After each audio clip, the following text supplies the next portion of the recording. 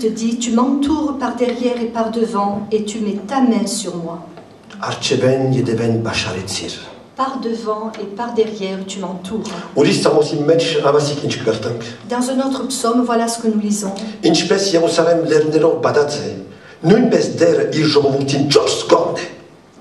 Des montagnes entourent Jérusalem, ainsi l'Éternel entoure son peuple. Dieu entoure son peuple. Dans un autre psaume, que lisons-nous?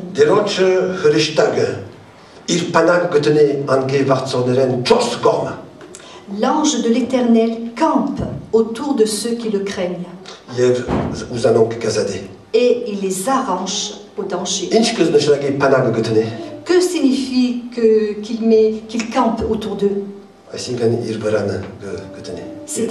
C'est-à-dire qu'il se met autour de ses enfants. Et il les dirige.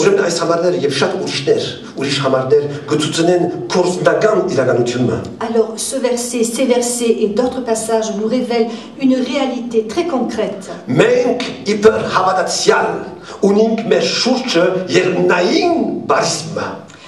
Nous, les enfants de Dieu, nous avons autour de nous une barrière céleste.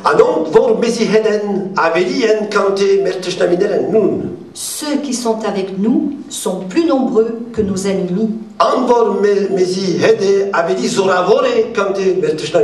Ceux qui sont avec nous sont plus puissants que nos ennemis. Ou plus puissants que nos circonstances, que nos situations.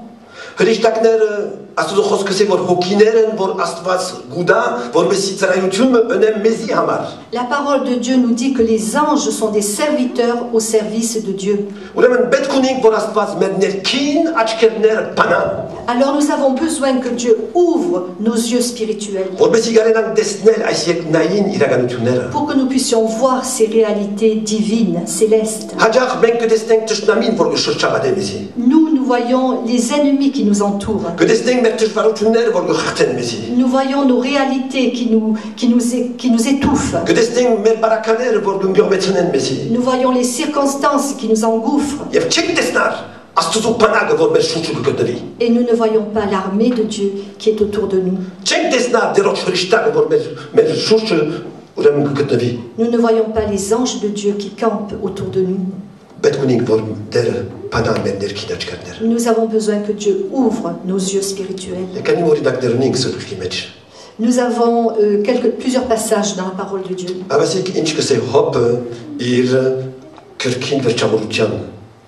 Voilà ce que dit Job à la fin de son livre.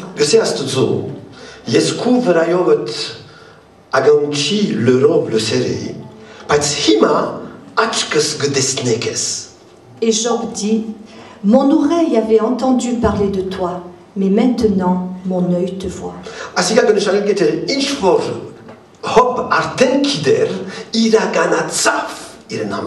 Cela signifie que tout ce que Job savait déjà est devenu réel pour lui.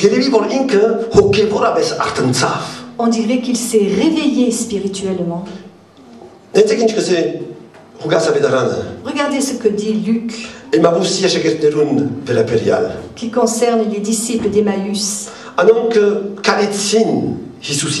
Ils ont marché avec Jésus après la résurrection. Où Jésus marchait avec eux. Et ils n'ont pas reconnu que c'était Jésus qui marchait avec eux. Pourtant, ils le connaissaient à Jésus. Mais à ce moment-là, ils ne l'ont pas reconnu. Lorsque Jésus est rentré dans la maison, il est écrit que lorsque Jésus rompit le pain, leurs yeux s'ouvrirent. Et à ce moment-là, ils l'ont reconnu. Là aussi, nous avons un réveil spirituel. Dans l'Ancien Testament, nous avons un autre exemple.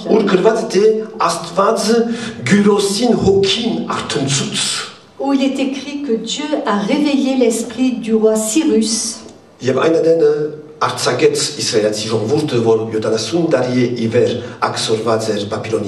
Et il a autorisé le peuple juif, il a libéré afin qu'il rentre dans le pays alors qu'il était là depuis 70 ans. Et après la résurrection, lorsque Jésus se présente à ses disciples, regardez ce qu'il est écrit. Il leur ouvrit l'esprit afin qu'ils comprennent les Écritures. Dieu, le Seigneur, peut ouvrir notre cœur. C'est lui qui peut ouvrir notre esprit. Il peut réveiller notre esprit pour que nous comprenions, pour que nous voyions et pour que je change. Parce que je change lorsque je comprends. Je peux savoir beaucoup de choses. Je peux même connaître la Bible par cœur. Mais tant que je ne suis pas réveillé spirituellement, je ne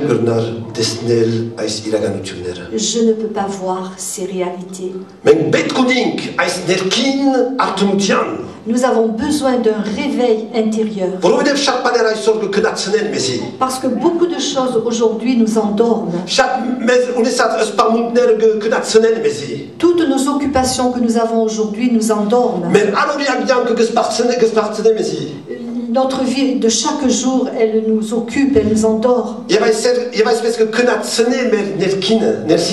Et comme cela, elle endort nos besoins intérieurs, notre vie intérieure. Nous avons besoin que le Seigneur nous réveille tout à nouveau.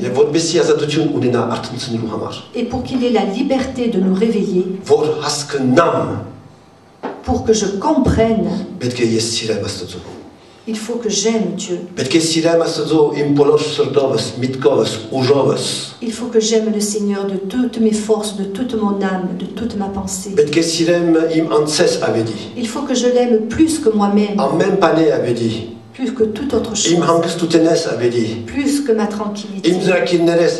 Plus que mes plans.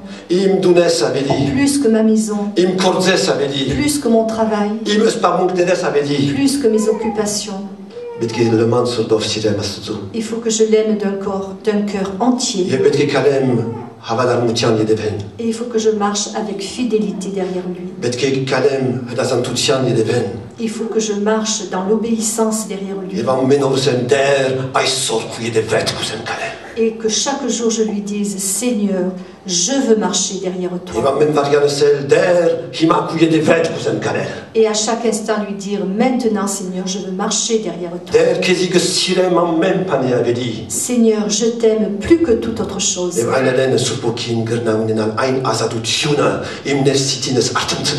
Et à ce moment-là, le Saint-Esprit aura la liberté de réveiller à l'intérieur de moi les choses spirituelles. Et à ce moment-là, je vais voir les difficultés qui m'entourent.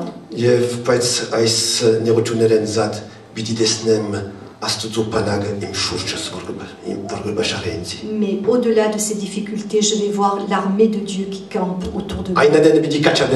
À ce moment-là, je vais être encouragé.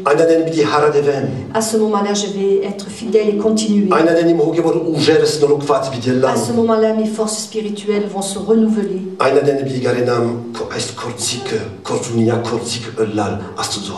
Et je vais pouvoir être cet instrument que Dieu pourra utiliser.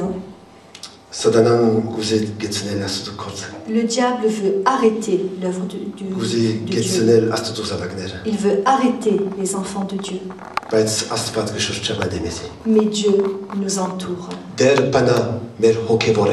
Que Dieu ouvre nos yeux spirituels pour que nous puissions le voir. Amen. Amen.